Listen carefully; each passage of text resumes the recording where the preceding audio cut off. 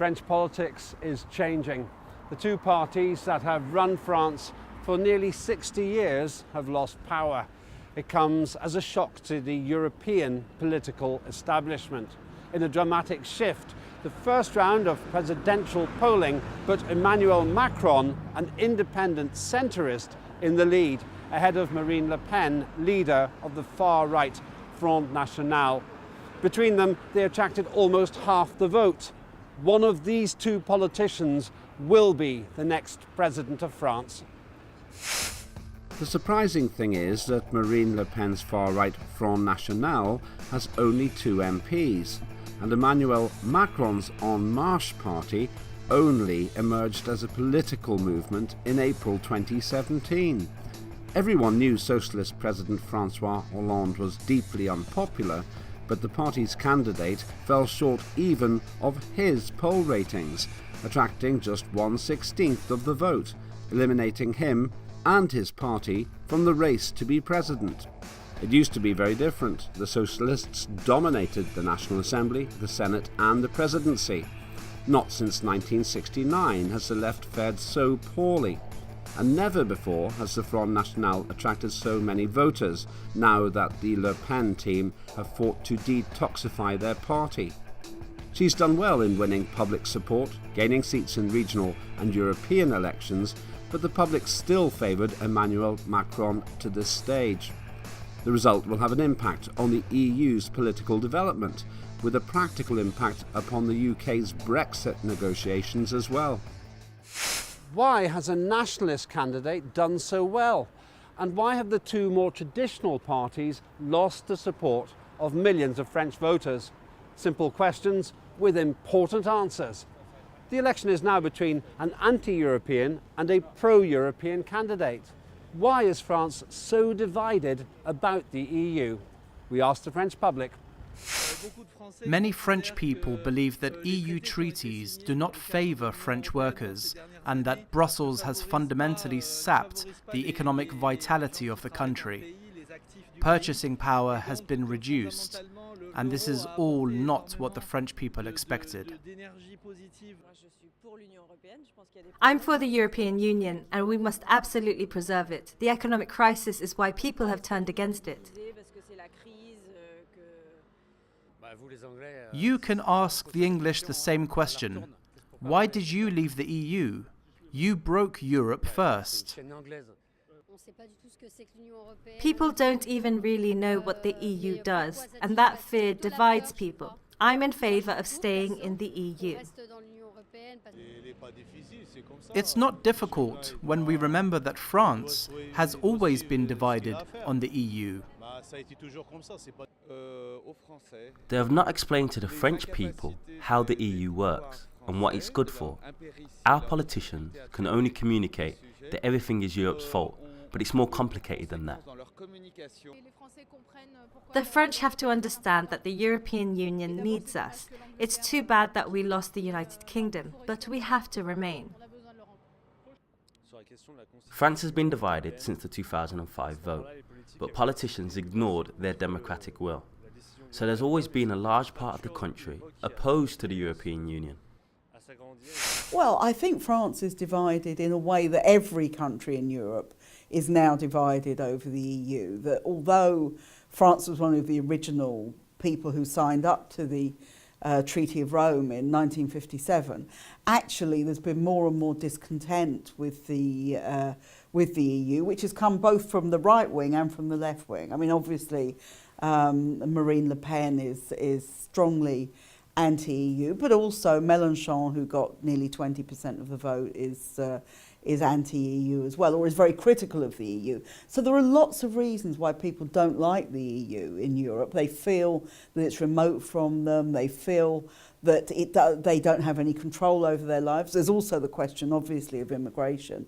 But I think that's only part of it. I think there's this sense of, as it was in this country, that people feel they don't have that kind of control, and I think that's what it reflects.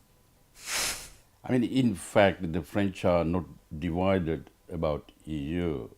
It is more into immigration and populism rather than European. You know, French are pro-European, French, the founding members of the European Union. I don't see that as a dividing issue, although after the Brexit in Britain, it has become a sort of an agenda for the politicians to talk about EU. Under France's last two presidents, there were military interventions in Libya and Syria. Does the French public think the next president will continue France's aggressive foreign policy? France has to act, but they cannot act alone, and to resolve all of the sources of friction in the world, even if, post-Brexit, we are the only nuclear power in the European Union. The solution is not for us to start and fight wars alone. I hope our foreign policy is more aggressive. We are fed up with Syria and Libya. We need peace and love. Diplomacy is there to avoid wars. Sarkozy was the best president to me, so I hope the next president follows his foreign policy. The French president has to take the same measures as the previous one. Our interventionist foreign policy hasn't changed in decades. Both candidates do not seem well educated on the issue of foreign policy, so it's difficult to anticipate what they will do. Sarkozy and Hollande didn't know much about foreign policy, and they were quite belligerent. I'm sure Macron will use Hollande's Minister of Defense. We have to talk with countries and find common ground. We have to stop intervening in foreign countries, but still protect people. I don't want an aggressive foreign policy. The next president should be more balanced, unlike Donald Trump, and listen to the will of the people regarding global conflicts. I very much think that there will be a continuation of the aggressive foreign policy that we've seen. If you look at France was instrumental in the bombing of Libya back in 2011. It's been instrumental in intervening in Syria, and this has been both with Sarkozy and with Hollande. They both have this kind of approach to it. Now, Macron, if he becomes president, which looks by far the most likely, I think will very much continue this kind of imperialist foreign policy. Le Pen talks about being more opposed to it, but given her attitude towards French nationalism, towards racism, her hostility to Muslims, I don't think we'll see a particularly different approach from her. Yes and no, that depends on who's going to come to power. For example, say if Marine Le Pen comes over there, I don't think she's going to really interfere with other people's affairs. However, if Emmanuel Macron comes to power, there's a pretty good chance he would align with the Western intervention policies, either with the Americans or the British, and they'd probably join and really look for any other opportunities. But one thing, the French, the way they do it themselves, it is something like an independently they will align with the West. Why has a nationalist party like the Front National won so many votes? And does the French public think they can win the presidential election? As the economic crises have increased, bit by bit people have turned to the National Front. People see them as a solution for many problems which the mainstream parties have not resolved. It has been 20 years that the National Front has been rising in popularity. Mainstream politicians have not responded to the needs of the average person. The National Front won't win. Macron may be young, but he will bring back all the old politicians. I don't think the National Front will win this time, but if the economy doesn't improve, they will win in 5 years. Across the entire world, 50% of people are of mixed race. The National Front wants to deny this, and that's why they will remain a minority party. Look at the great Sarkozy. He was of mixed race too. For 40 years, we have had an alternation between left and right parties, so there is a real desire to try something new. The National Front is, unfortunately, appearing as sort of El Dorado to many.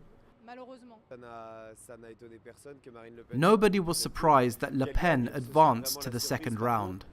Now, if she wins, that would be a big surprise.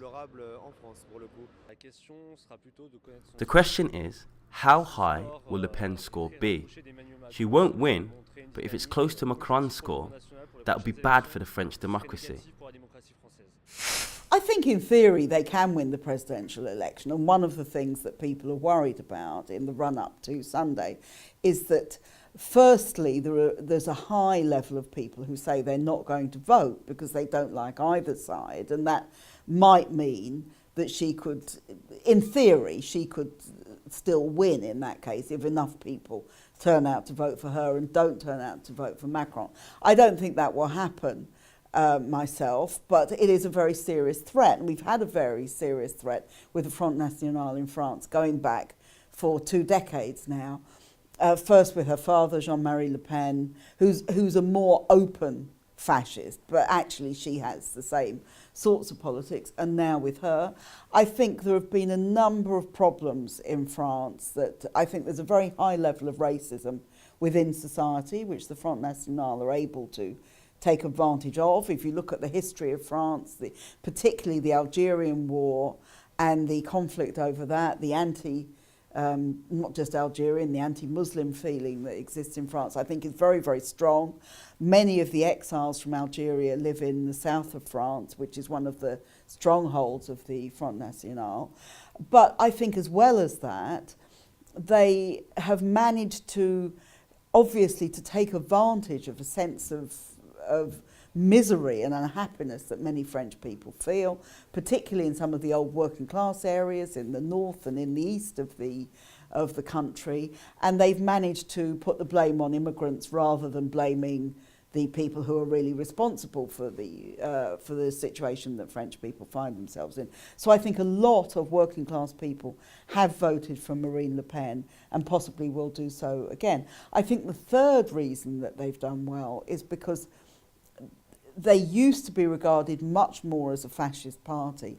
Now they've become much more respectable, they're much more mainstream, they're regularly on the French media, they're asked to comment, they're treated in a very respectful way. They try to downplay their fascist past, or most of the time they do. It keeps coming out, like when Le Pen said about the Vichy and the deportation of Jews and other people from France to Germany during the Second World War wasn't France's responsibility.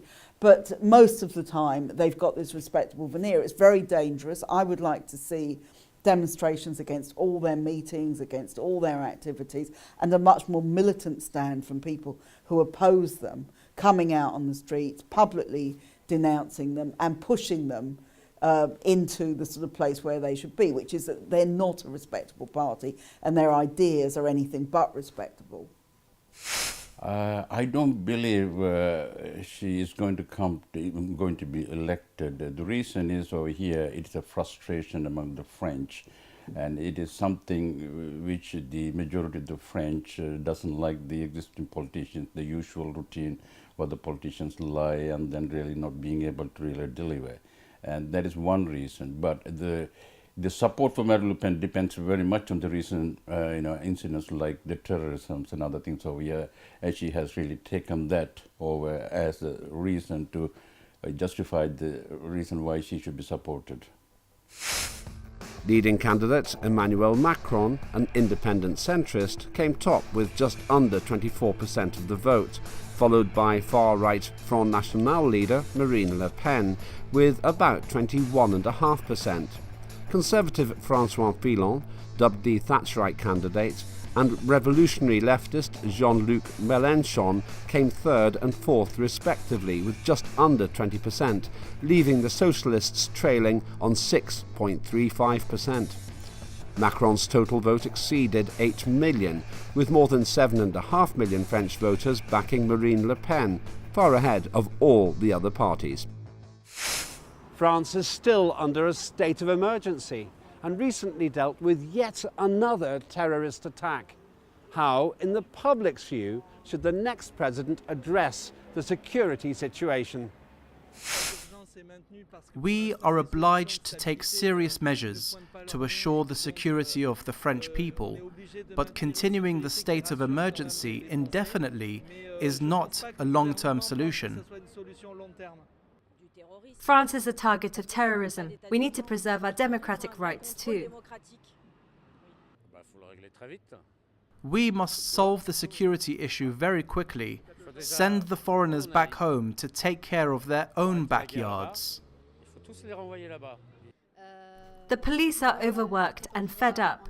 We see that in places like Israel, people can become used to this type of life, but we have to react. The security professionals know what they are doing. We have to remember that. The state of emergency isn't good for anything. We can't stay in a state of emergency. It has no sense anymore. We have to stop this right away. We must limit the state of emergency. Why not eliminate it altogether? The people themselves have to remain vigilant. The ideal would be to stop the state of emergency. But will we just be attacked again? I personally think that the state of emergency should not have been going on for so long. It's been going on for 2 years now, and it hasn't obviously stopped terrorism. In fact, France must have the highest level of recent casualties of any West European country from terrorism. If you think of the Bataclan, if you think of Charlie Hebdo, if you think of the attacks in Nice last year, as well as some of the smaller attacks. I think it's a very, very serious problem. I think the state of emergency is profoundly undemocratic. It doesn't allow people to assemble freely for demonstrations and for things like that. I think it will have helped the right wing in the election because it creates this climate of fear. It creates a feeling that all Muslims are somehow connected with danger, with terrorism, with extremism, with all those sorts of things. And I don't see any justification for it at all. I think there are many, many laws in France, as there are in other countries, to deal with terrorist attacks. They're terrible attacks, they have to be dealt with, but there are many existing laws. We do not need a state of emergency, and I think, if anything, it will breed more resentment among the Muslim community and among other sections of community, because it affects young demonstrators who are protesting about climate change or anything else. It doesn't necessarily mean it's just about the Muslims. So I think this is something which is building up an unpleasant atmosphere in society. It's building up a much stronger police state in French society, and that isn't a good thing. I think whoever comes to power, the situation will continue. That's what I believe, because the reason is security is an issue. As long as this ISIS and anti-Islamic things are going to go there, definitely the French, whoever comes to power, will continue with the emergency situation. That's how I see it over here. It doesn't matter which party it is. Now, whatever it is, the tone will be mellowed, you know, rather than saying anti-Muslims, it could be anti-terrorism, because it's a huge population we have about the North African populations. They don't want to really antagonize them. We asked the French public why the two main parties, which have been in power for over 60 years, have largely been rejected by the voters of France. The average person is enormously disappointed with the two mainstream parties, who have lost a tremendous amount of credibility. New parties are starting to emerge, and this is a real chance to devise solutions which can make France and all of the EU progress. The two mainstream parties have been totally discredited and are totally distrusted thanks to all the corruption scandals and the gap between what politicians talk about and what the average person needs. Macron was a socialist minister. There has been no change at all. The mainstream parties have totally blown it, but any time the socialists come to power, the National Front becomes more popular. The socialists of a generation ago are not the socialists of today. Things change with the times, political parties too, except for the National Front, who won't accept France as it currently is. The French have had enough of the mainstream parties and their incapacity to reform France. They have shown they cannot lead or communicate effectively. The French were not capable of listening to the politicians like the socialists who tried to appeal to the long-term needs of the people. The two final candidates focused on short-term problems like purchasing power and the European Union. The two main parties implemented the very same political programs. People who really work are fed up with politicians who seem to misuse our hard-earned money. French politics is in the middle of evolving. The parties we used to know have changed, and we are witnessing a remaking of French politics. I think the people in France, and to a certain extent you can see it in countries across Europe and in the United States obviously, I think the people in France are absolutely sick of the main parties, that they feel they've been victims of neoliberal policies which have left very high levels of unemployment. I mean, French youth unemployment is 25% of all young people. It's left many factories closed. There are still many issues to do with this, including the Whirlpool factory where both candidates were there the other week. I think people feel that their lives have got worse and that there's no real prospect of their lives getting better. And they feel that politicians are corrupt, are rich, don't care about the ordinary people. And you have to say, there's lots of evidence for that. There's lots of evidence, not just in France, but I think in France there's obviously something very, very seriously wrong with society. You've got a very corrupt political establishment. You've got high levels of racism and Islamophobia. You've got a very unhappy society, and that's something that is going to have to be dealt with very, very big questions of how do we change things, what can we do to change things. That is mainly due to what's happening all over the world, especially in America, even Britain. The mainstream parties has been relegated, because they really failed to deliver, whether the conservatives or maybe even the socialists. I think the François Hollande, it was a disaster for France as far as the socialists are concerned over here. Now they are very much divided whom to vote, because neither the socialists nor the conservative have a chance at this election over here. So the French people have to decide who to vote, and I believe most likely it might really turn to Macron. Emmanuel Macron's victory effectively sets up a showdown between his pro-EU camp and the anti-EU Marine Le Pen. This is a test of tolerance versus Islamophobia and nationalism, which have been cornerstones of Le Pen's campaign and a divisive talking point in recent French politics. The two parties that have run France for nearly 60 years have lost power, and the next president of France will be either a far-right nationalist or a 39-year-old politician who has never held public office. Either option means a break with the past. It also means uncertainty in the present and potential trouble for France and its relationship with the European Union in the future.